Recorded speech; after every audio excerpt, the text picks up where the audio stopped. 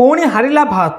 गतकाली Bristol खेला तृतीय टी20 match England एवं भारत मध्य जो मैच को कि भारत परास्त होती लगातार तृतीय मैच हारी सारी भारत एवं सीरीज हाथी इंग्लैंड। गतकाली मैच होता रोमांचक कहीं गोटे पटे विकेट चलता बेले अन्य पटे भारत अधिनायक श्रेयस आयर छिड़ा होते। श्रेयस आयर 80 रन करता बेले आउ समस्त बैट्समैन मिसी मात्र 80 रन करते जहाँफल कि इंग्लैंड सामने छिड़ा करते 160 रन विजय लक्ष्य।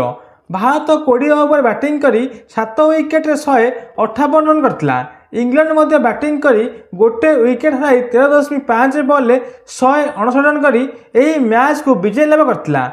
भारत पक्षर बैटिंग करला बेले वैभव सूर्यवंशी 10 बॉल 15, अभिषेक शर्मा 16, ईशान किशन 4, श्रेयस आयर 49 बॉल 80 रन करते जो 5टी चौका 5टी छक्का। शिवम दुबे 22, तिलक वर्मा 11, वाशिंगटन सुंदर 5, अक्षय पटेल 1 रन जहाँफल कि भारत 20 ओवर 7 विकेट 158 रन करता।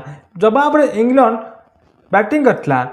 Phil Salt 42 ball 59, Jos Buttler 8 ball 8, Harry Brook 35 ball 79 run नहीं रन करते जहाँफल कि इंग्लैंड तृतीय मैच को विजय लाभ करता। लगातार भारत 3टी मैच हारी सारा।